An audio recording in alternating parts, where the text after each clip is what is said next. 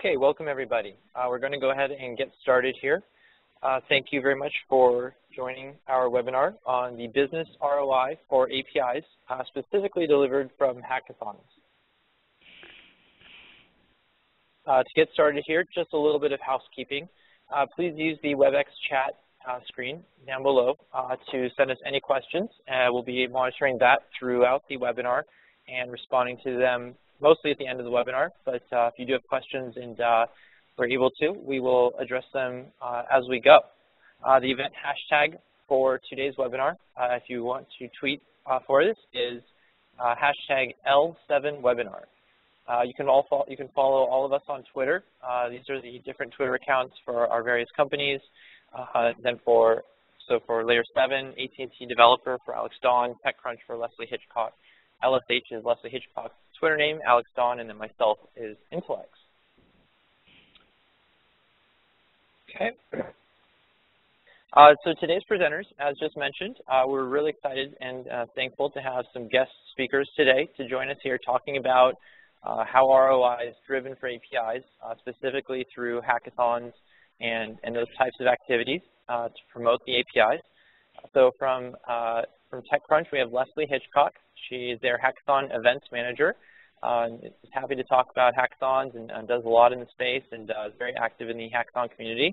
Also, we have from AT&T's developer ecosystem team, Alex Donn.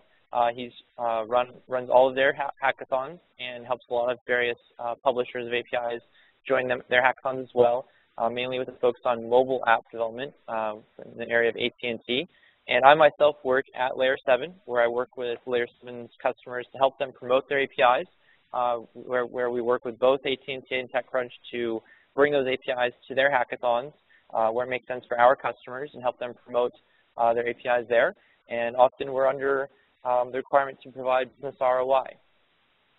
So for today's webinar, just to go through the agenda for today, we're first just going to discuss the basic API business models and API brands to discuss kind of how these APIs are measured, because as we found, many different APIs are under different requirements, and there's different types of APIs out there. So before we really dive deep on how to promote those APIs and then measure the promotion of the APIs and the return on the investment of the promotion, it's important to understand what those different business models are and how to measure them in the future. And then briefly just talk about how to build that API as a brand, which then segues into where we'll bring in Leslie Hitchcock and Alex Donn to talk about how hackathons have helped customers of theirs promote their APIs and drive success, getting ROI from those hackathons, and what types of API challenges really get developers engaged and really help drive the success of those APIs through hackathons and other various API challenges that they've seen in their hackathon experiences. So first with the API business models. So just to kind of cover, there's various different ones out there, and we see from places like Programmable Web, they list these out and get into real detail about them. But we just wanted to cover and lay some groundwork here for the basic business models around APIs to really clarify what the goals are for the APIs, because without these specific business models in mind, often we still see it. People put out an API out there and they don't really know what their end goals are. So it's very important to clarify what your end goals are with the API and how you're going to drive success so that you can measure it after. So the first API business model I'll talk about is a per API call business model. So an example here, and there's many different examples to talk about. We just tried to use some very clear, simple ones. Would be someone like Twilio. With the Twilio API, it's very clear, as you can see here, send SMS is a 1 cent per call. So every API call that sends a text message is billed at 1 penny per call. So they can directly correlate their ROI to their revenue, because their API is a pure play. Here's our API as a product. Each time you call the API, it's 1 penny for the SMS API. So they can very clearly measure the success of that API by the revenue that it drives in. So there's other per API call types of ones out there that may be sending back information. They may be triggering off other actions, such as sending off not just a text message, but maybe you're charging based on volume of push notifications, or maybe based on the CPU cycle that an algorithm that an API is triggering is costing, and that may be measured as a penny per API call. And just a quick reminder here, if anyone does have any questions to any of these things, please feel free to send in questions in the chat box, and we'll answer those at the end of the call. The second business model to look at is a per API payload. So this would be more where it's not just triggering one action, but you're getting a payload back. And the payload is what's being measured and built upon. So one example of this would be the AT&T Speech API. So with the AT&T Speech API, you send their API an audio file, and that audio file is just a recording. It could be a speech, it could be of something like today's webinar. That includes lots of audio, and you want to have that audio transcribed back. In the case of AT&T, they're actually offering this, I believe, as a introductory free rate to developers, so it's great. Go check it out for now. But it's a sample of where we've seen different APIs charged for based on the payload. So in this case, the API call may go off. It sends an audio file, and that audio file may be 20 minutes of speaking. And that API then gets billed based on a charge per word that it's transcribed, because that's from the API publisher, that's what's costing them, that's how they need to appropriately charge for it to measure it. So it's basically a payload is what determines the cost for that API call. So it's a different type of approach, and it's based on what they're getting back. And other kinds of ones may be sending off a stock quote API. I may want to specify that these stock quotes are no less than 5 minutes old, and I may want 1,000 quotes returned to me. I'm sending off one API call to do that, but because there's 1,000 requests bundled in that API call, there's 1,000 responses back in the payload. That could be how that API is being charged for. The third model would be something like the Expedia API. They have a very successful API to drive their affiliate network. In this case, their API lets you go search for hotel listings, flight listings, and then for using the API, the affiliate using the API would then earn a commission. So one API call may be to get flight listings or get hotel listings, but then another API call may be to make a booking. And in that case, the booking then is driving direct revenue to Expedia, and then they are providing back a based on the transactional revenue of that API call, a commission or a fee back to the affiliate who sent off that API call. So if a third-party developer makes a mobile app, such as Hotel Tonight, it makes the hotel request, books the hotel, that API was the revenue for it's going to be determined based on what that hotel booking was, the dollar amount, and it'll send that appropriately back. So that's the transactional revenue API. And again, all these APIs are measured differently, so you can calculate your ROI and understand what they're for. Another example would be a Firehose API.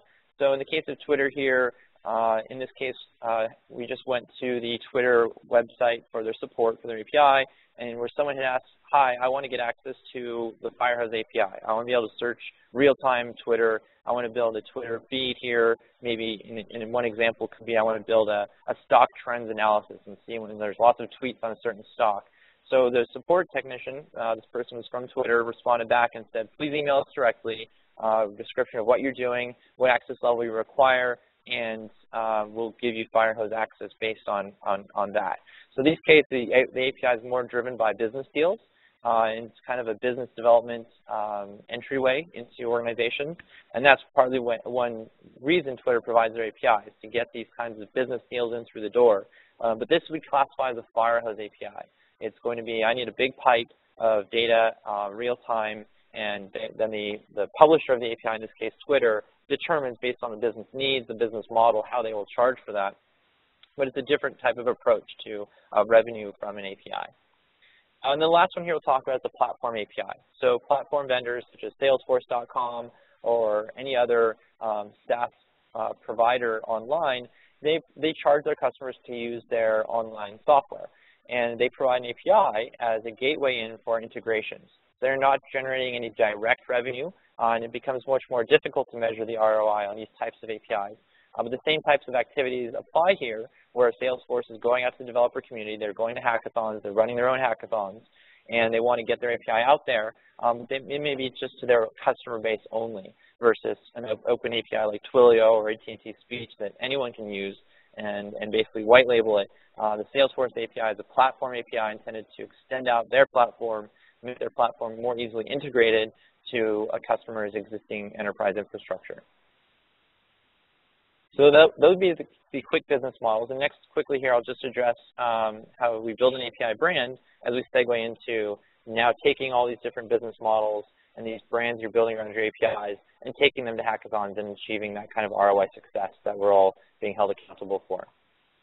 So building a brand around your API really helps you get marketplace traction and allows you to market your API as a business in and of itself. So important thing is to approach your API like a product.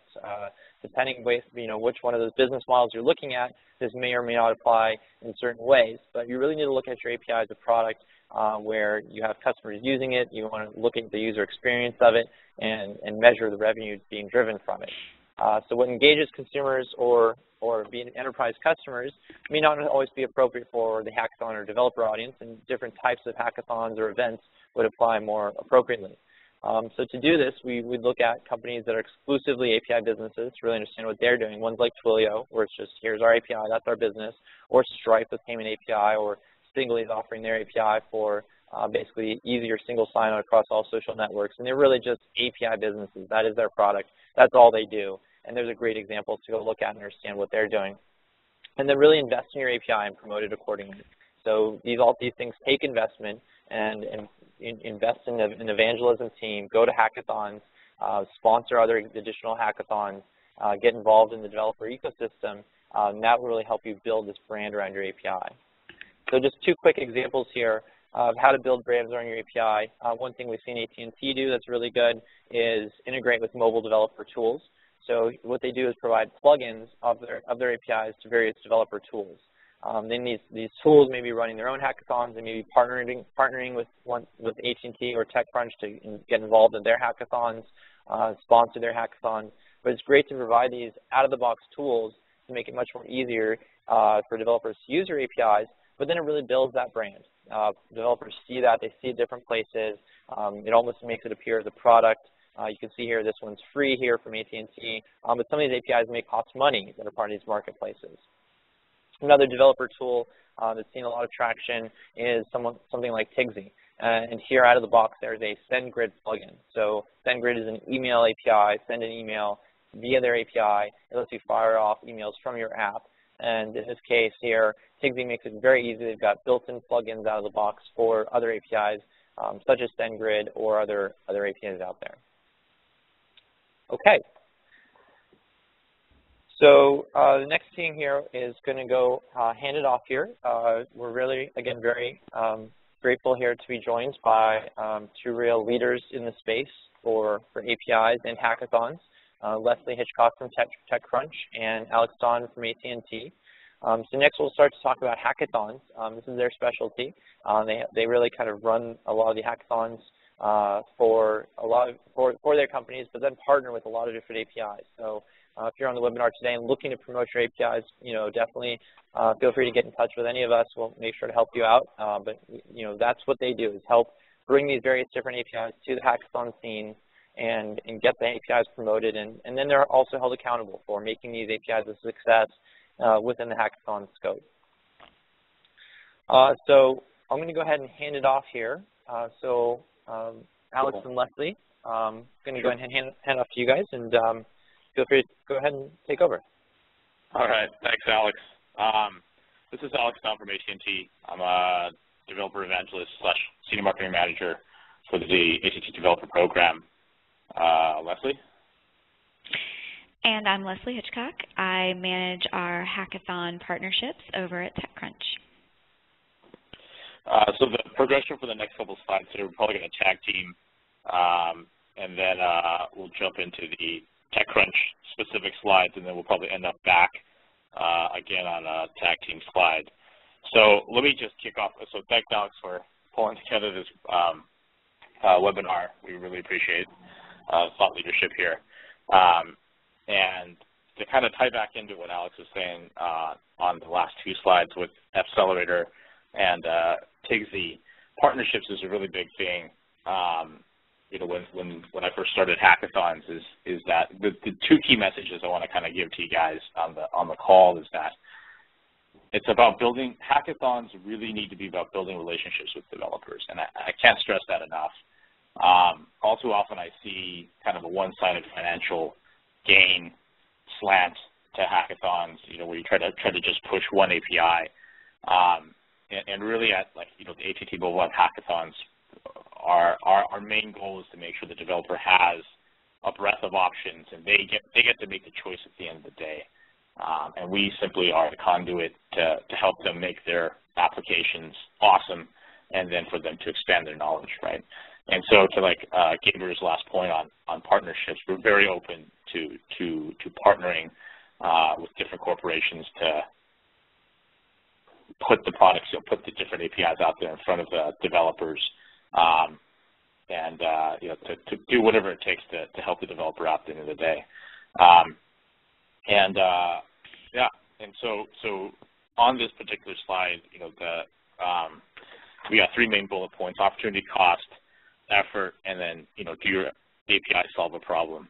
So it's kind of addressing the first one, the opportunity cost, the dollars per developer. What we're looking at there essentially is the cost of the hackathon.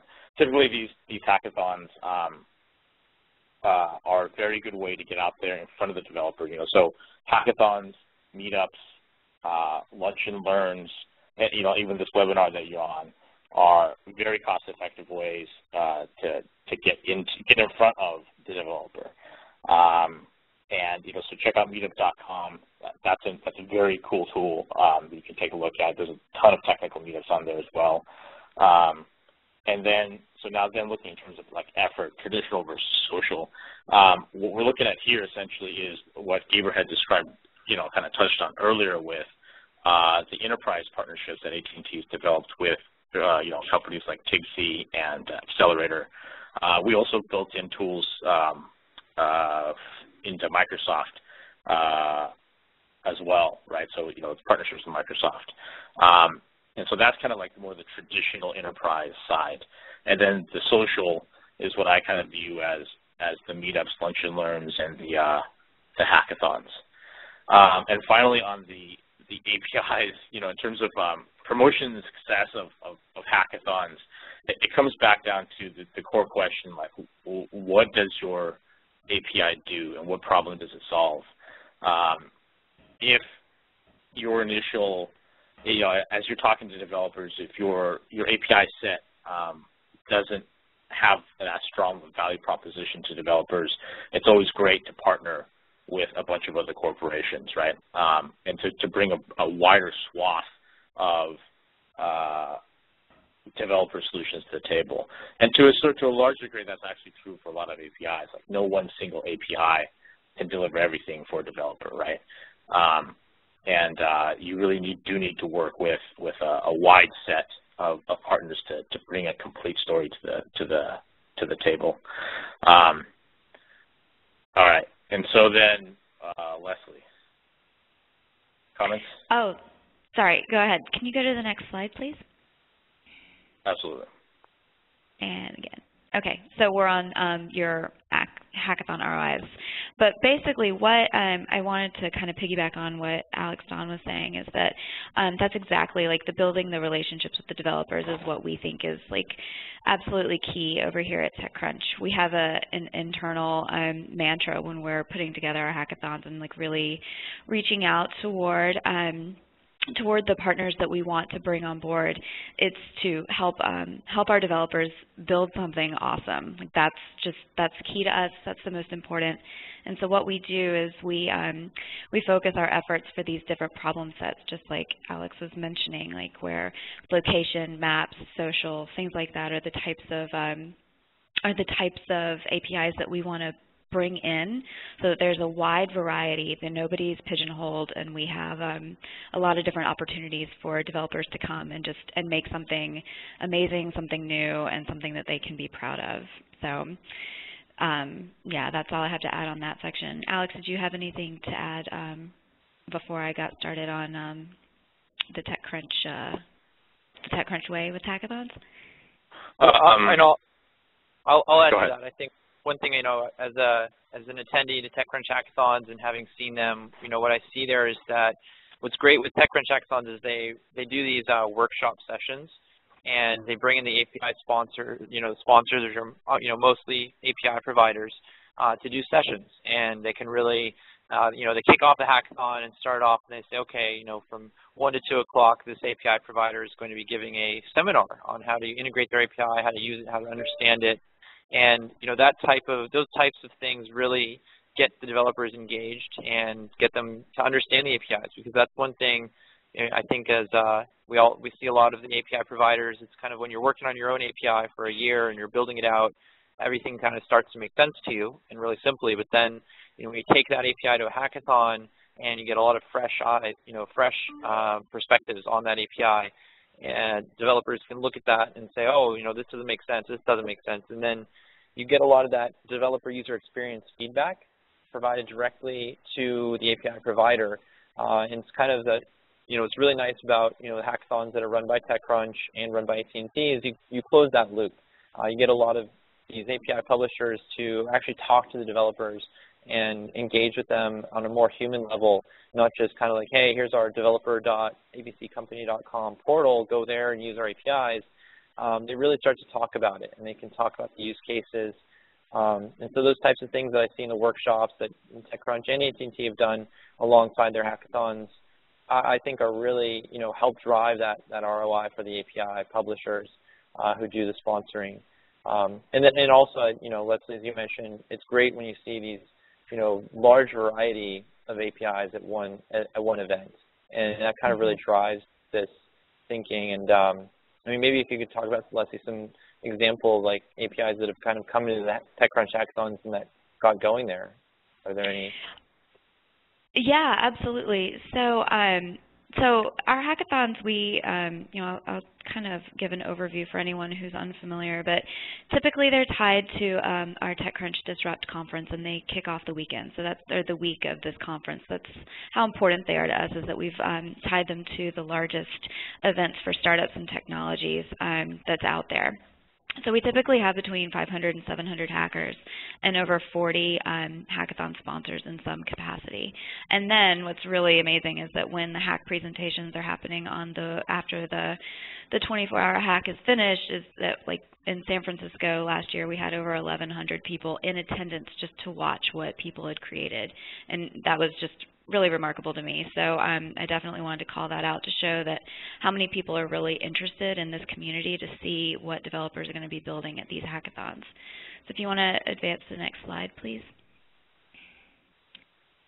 So basically what we found is like the most successful partnerships that we have with these sponsors who want to come on and work with the developers really boil down into like 4 key areas, and Alex Gaber just touched on this, is that we have our API workshops where people can provide more intensive instruction on exactly how to implement the platform or technology into somebody's hack.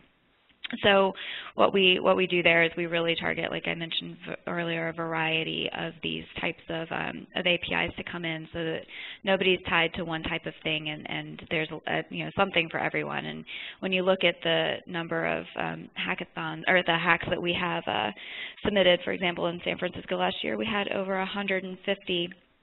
And there were very few that used none of the APIs that we had in attendance. So they definitely experimented and built something new with things that they necessarily hadn't been working with before. We've also seen success with, we really limit the number of API workshops that we have. We only have 6 available. And like I mentioned, that we actually target the companies that we want to use with that, reach out directly and ask them to come on board. But for like other opportunities, we have like custom contests where you can encourage developers to use your API by offering some type of reward. And as Alex Donn was saying earlier, like it's all about building these relationships with the developers. And so what we encourage when speaking with these people who want to come on board and work with us and with our developers is not to necessarily just offer a monetary some type of monetary value prize, but to really consider how you can give these developers exposure in addition to cache or whatever it is that you want to provide. That's what we've seen is really important to our developers, and so and every time I work with a potential sponsor, that's what I mention as something that they need to be able to do, which is to, and I've got some examples of that, of how that was done really successfully, with past sponsors that we've worked with.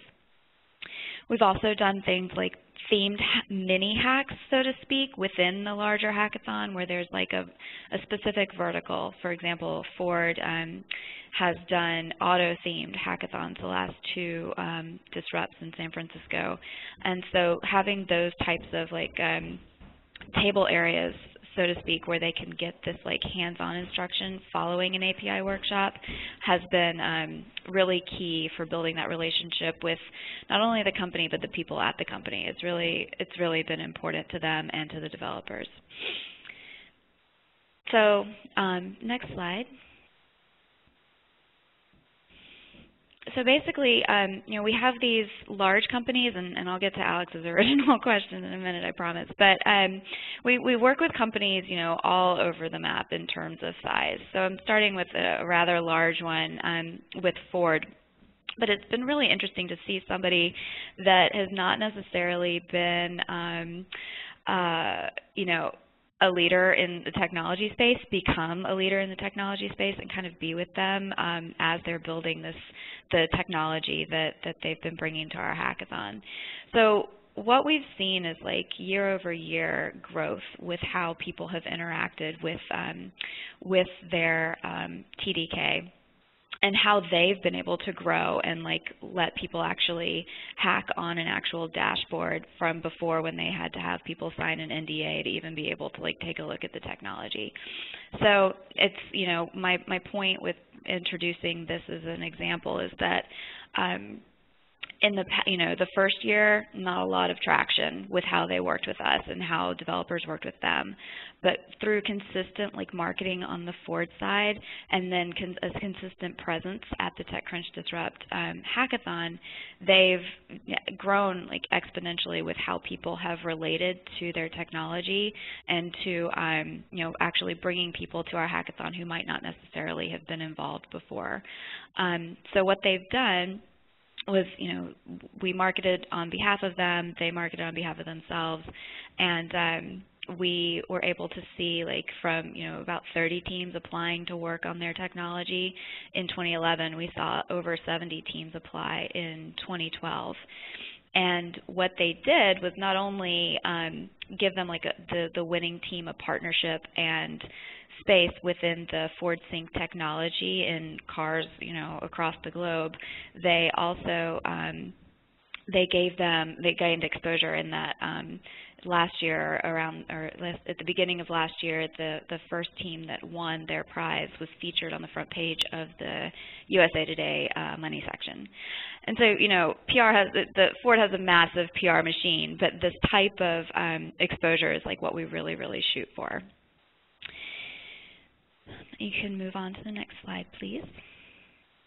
Yeah, I mean that's a great point. It's just about mention that we see these big brands getting into they want to get involved in the developer community, and that this is how they do it. They launch an API, they take it to hackathons and these kinds of things, and as Leslie mentioned, on the cover of the newspaper after that. So it's a great example. So one that's significantly smaller than Ford is Loku. And Loku was a really fascinating example because at the Disrupt conference in 2011 in New York, they actually couldn't afford to even come by themselves. They were brought to the conference as part of an incubator that they had worked with, and they got to exhibit there for free. And so, I met them there, and then when we actually reached out directly to them in the fall of 2012 to bring them on board to run an API workshop for us. And so it was really neat to see this tiny seed-funded startup come on board and have what ended up being like one of the largest API workshops that we had that hackathon. And then of the 150 hacks that were submitted, just over 20% of them used the Loku API. So the exposure that they gained was just phenomenal, and it was really exciting to see how that experience for them really catapulted them into a place where they could continue to move toward a Series A and funding, and also develop this relationship. They ended up moving an office out into San Francisco from their original location in Boston, and they have the proximity to the types of developers that they want to continue using on a regular basis, simply because of being part of the hackathon in a significant way. Well, I mean, that's a great example. Is I even heard from a story from a developer about this specific API, Loku. They said, oh, they never even heard it existed, and they went to the TechCrunch Hackathon, and Loku is one of the APIs there, and they said, oh wow, this would be a great add-on for my app so that people can search for. Because what Loku is a menus API, so you can search for a food item, and suddenly this developer in their app now then had after you do your activities, go search for food. And they just bundled in the Loku API, and that was, seemed to me a great story of, going to a hackathon and getting the API used and getting that exposure to developers who would have otherwise never known it existed. So that's a great example.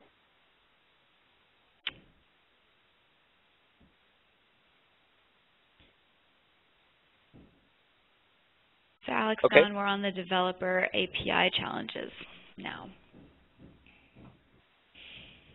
So Alex, yeah, we're talking about like on-site support, having solid virtual technical systems and API documentation. So we're thinking, Alex, Donn, if you want to kind of address some of those things, you have a lot of expertise there.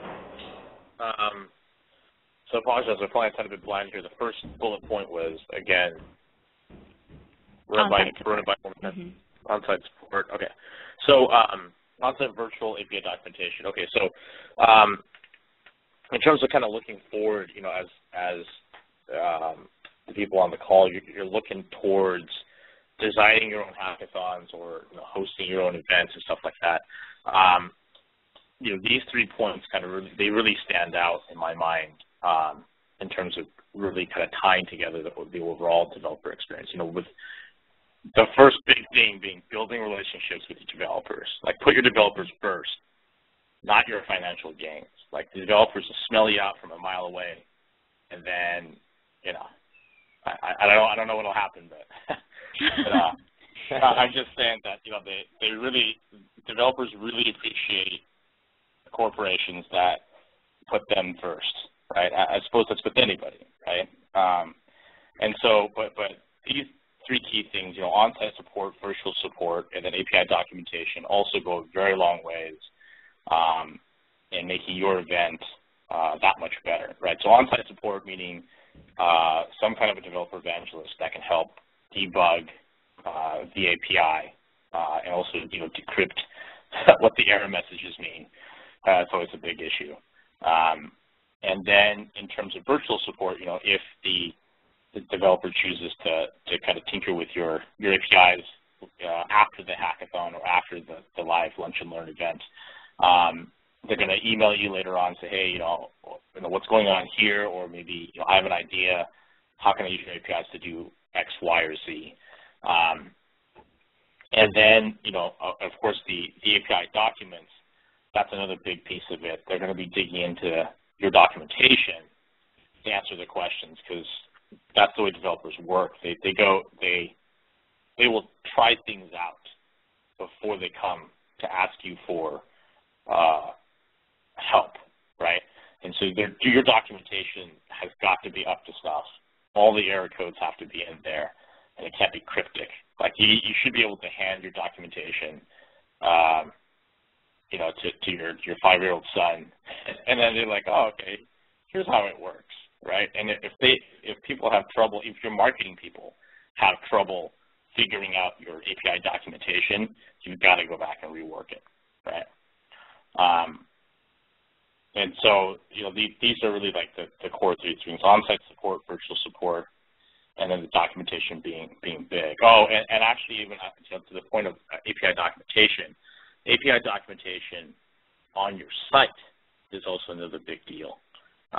If it's hard to navigate your website and find the error codes, find a specific API, and how to interface with it, that's another big deal as well. Singly does a very good job. You guys should check out their site if you get a chance in terms of exposing their API documentation. It's very clear. So I've got, but yeah.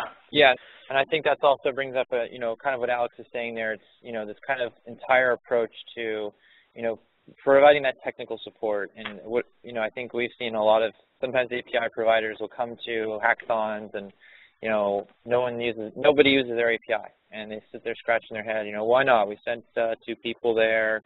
We've got an online portal, but some of these, things that both Alex and Leslie have touched on is much more getting engaged with the developers, whether it's running an API workshop and doing actual training and technical training to sending, technical evangelists. A lot of times we see companies deploy out non-technical evangelists who do a great job of that pitch at the hackathons. If they present it, here's the API really well, and it looks exciting, but then we kind of see that API essentially fall flat on its face because, APIs are code, and coding's not easy, and developers will start working on it, and it's really challenging, and that's why it's really important to, whether it's virtual or, ideally on site, have assistant, tech support people there who can help fix that code, debug, do all sorts of assistance, mobile and web development,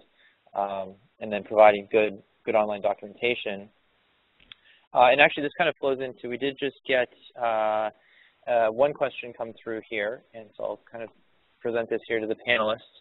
And it follows on to what we've just been talking about. And the question is, how do you propose documenting these APIs? This person's been looking at Swagger, which gives a nice UI, but is focused on REST only.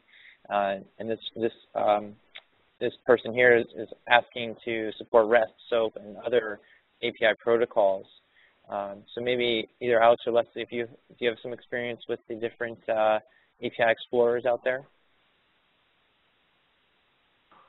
If not, I can.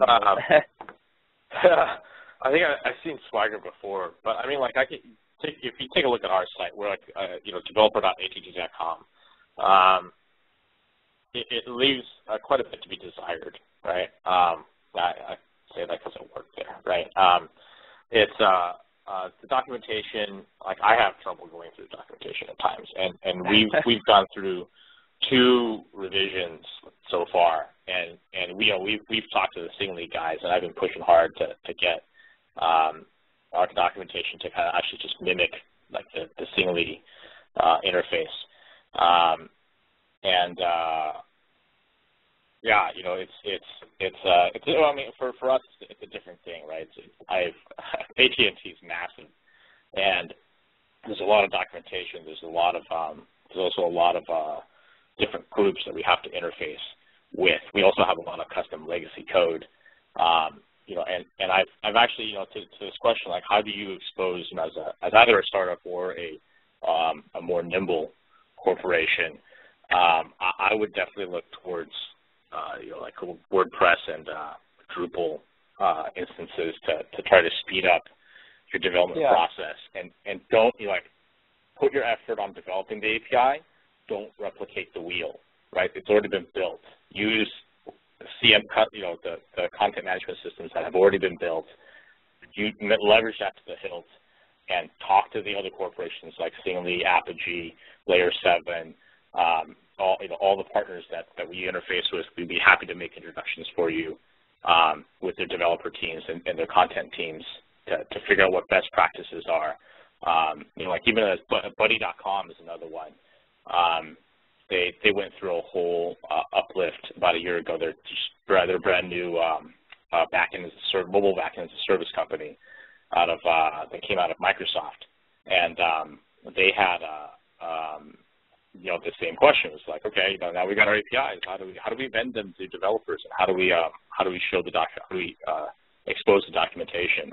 And there was a massive thread on one of our local Usenet groups. So yeah, but I can even add to what I was saying. There's mentioning these kind of the portal systems. There's Swagger is there are some API Explorer specific tools out there. Swagger is one. Another is called I/O Docs is another one, and then another one that I've seen recently is called apiary.io. So if you are an API publisher, those are some of them out there. Each of the API platform vendors out there, such as Layer 7, each of them do have an API Explorer as part of their offering. So I'd recommend checking those out. As Alex Donn mentioned some of the other API vendors out there, and they each have their own API Explorers out there. And the API Explorer is definitely a very important component here to really, it's where the rubber hits the road for a lot of developers. It's where they're first going to play with the API. I know that's part of what these API workshops that Leslie runs, will be running it with the TechCrunch hackathons is like, hey, here's our API Explorer, here's how to use it. Here's how to, hack on our APIs and understand how they work and get back the responses you want. And even apiary.io goes one step further beyond just showing you the API get post API calls. They'll actually generate on the fly actual code for the developer. So when you say, hey, show me this API call, the response comes back and says, here's how that looks, and hey, here's the Objective-C code to go put in your iOS app. Here's the Java code for your Android app. Here's the PHP or Ruby code for a server-side web application. So there's definitely many different tools out there. And if you're dealing with many different legacy protocols, definitely consider one of the API management platforms to normalize those APIs to be one protocol, ideally REST, because that's the one that's most easily consumable by APIs. I'm providing a JSON payload as well. We'll just simplify all of that for you. So that's just one other thing to make the kind of the automatic documentation of APIs that really drives developer engagement and API usage at these hackathons. Yeah, actually jumping in. Thanks for the reminder, Gaber, on Apiary. That was one. I need to actually take a look at that company again. One thing I noticed speaking to Apiary last time was that they basically clone your entire API set, if I remember correctly, and then they expose it as another. You can actually just basically duplicate your API through Apiary. It's like it gives you a sandbox of it.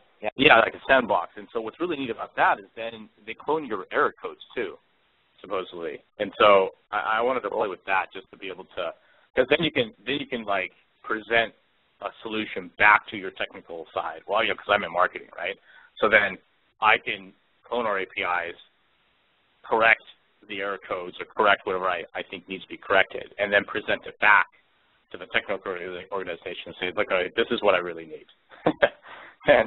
and that was what I found kind of interesting about Apiary. But as a little tidbit side note, you guys might want to take a look at as well. Okay. Yeah. So we did have one more question come through. Oh, yep. You're welcome there, for answering that question. One other question came through is asking which APIs we were specifically referring to.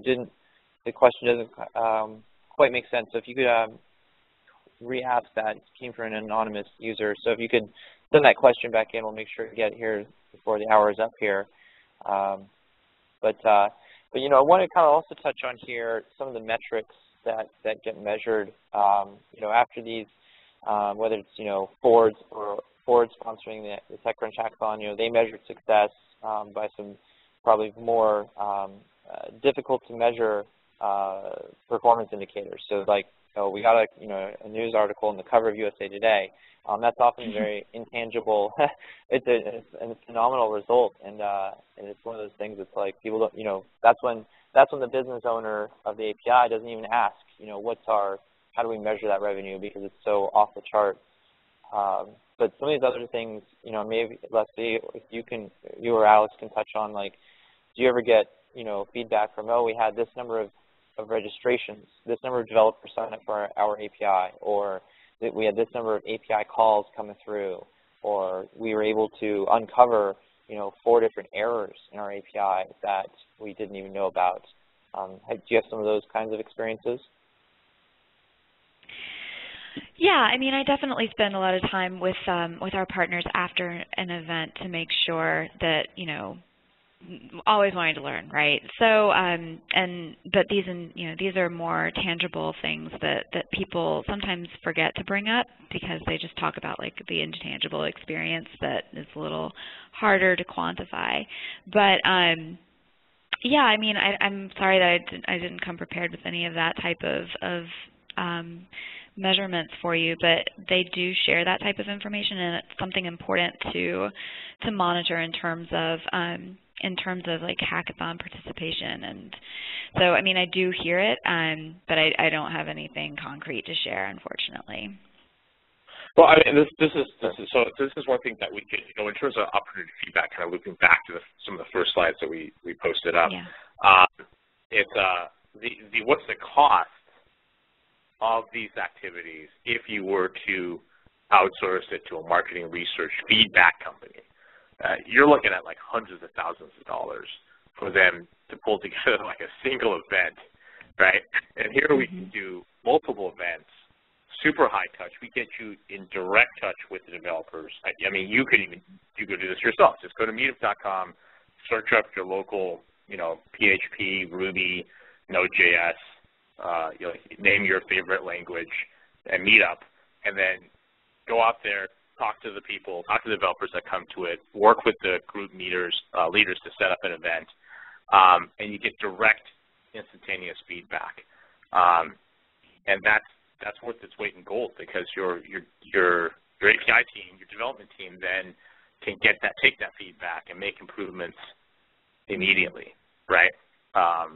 And the same thing with the marketing side as well, with the documentation. And I've definitely seen that at our events with our API partners that have come to the hackathons as well as the lunch and learn sessions. Yeah, and I think that's a great point. I was just talking to a friend of mine, just took a new job at a company and runs their APIs, and he called me and said, "Oh, what about hackathons? How do we get?" He said, "I have to run a hackathon. That's the first task they wanted me to do." And I said, look, you're gonna have to measure the ROI of that hackathon effort, and if you do it all yourself, it's one thing, very high risk, because what if nobody comes? And it's not easy to promote and market events, and that's where partnering with the Hackathon Circuits out there, like the AT&T circuit, like the TechCrunch hackathons. There's several other ones, many others out there. It's growing all the time, but that's the best approach here is lower your risk and try and scale out these activities through partnering with the existing hackathons that are out there, because that's where these as I think with Leslie's slide, there were 500 or 1,000 developers show up at each hackathon, which is a huge turnout.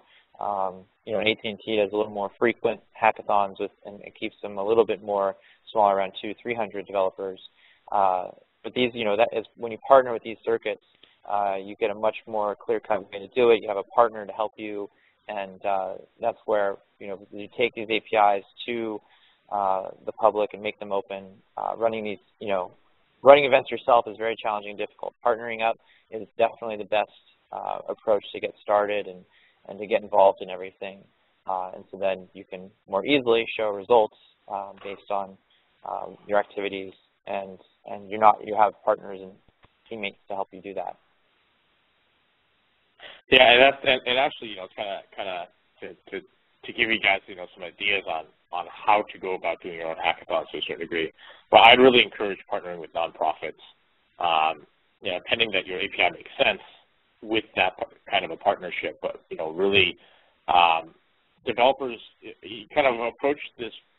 What is this problem of how to market your API from what does the developer see when they see your hackathon? They're thinking to themselves, okay, what type of app am I going to build with your API? And that's where you kind of need to help them along, right? So if, for example, the backend as a service guy is parsing the StackBob buddy, it'd be very easy for them to set up a nonprofit hack. Find a couple nonprofits that need mobile applications.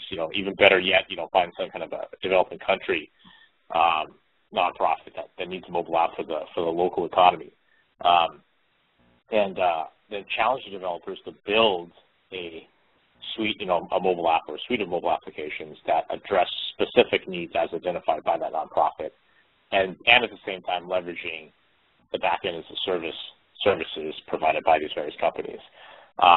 And that's, as a developer looks at that setup, then that makes a lot of sense. Okay, I'm building a mobile app for a nonprofit, and it has social good, which is a double check. And then I understand that I need to use these back-end as a service providers to bolster my mobile application. Okay, this all makes sense. Check, check, check. Versus, I'm not sure, maybe like there's an API that provides the amount of CO2 that's produced every day. And then okay, what mobile application am I going to build with that? I don't know. Okay, so I guess I'm not going to go because I don't get it. And that's kind of the thought process, right? So helping the developers set up this particular thought process of what applications they're going to build, what are you challenging them with, really can go a long way. And especially if you pick and profit with if you can partner with a nonprofit, you can really help. There's that double box of social good that you can check. That also goes a long way as well. Yep. Okay. So I think we should probably start wrapping it up here. And do you have anyone else, either Alex or Leslie, want to have any other final comments here? Nope, I'm good. We're good. Okay.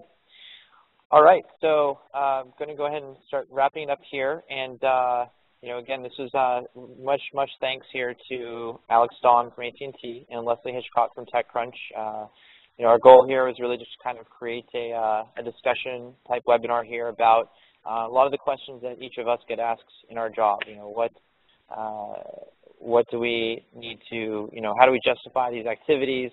A lot of companies are going out there and doing these hackathons, putting out an API, and then saying, okay, how do we do? Did we succeed or not? And each of us in our roles at our companies are held accountable for these kinds of things, and wanted to just have a discussion here to share with you as you're launching your own API, what experiences we've had and what kind of best practices are out there for measuring the ROI and what kind of success stories people can expect to ever get. So, again, you have all of our information here. So I'll just bring it back to this slide here. So feel free to send us tweets as well and get in touch with us. We're all happy to help out and discuss this. We all enjoy the hackathon scene and love to see innovation at these hackathons, and it's really an exciting time here. 3 years ago, there was one hackathon a month in Silicon Valley. That was the only thing in the world to go to. Nowadays, any given weekend, anywhere in the world, there's 2, 3, 5, 6, 7, 10 different hackathons going on. So it's really a really exciting time to be part of all of this. And then just the last thing here I wanted to mention, Layer 7 is doing an upcoming Tech Talk here on enterprise mobility and BYOD, March 26th at 9 a.m. Pacific time. Our VP Client Solutions, Matt McCarty, and Leaf Builder, our product manager on mobile, will be doing just a live Tech Talk about the challenges and future of enterprise mobility, bring your own device, what that means to the enterprise, and how that all relates to the APIs being exposed for that. So with that, we're going to go ahead and wrap it up here. And again, please feel free to send in any questions back to us. We're all happy to help out and get any of you involved in these hackathons that we're helping organize. So that's a wrap. So thank you everyone for joining, and thank you Leslie and Alex. Much appreciated.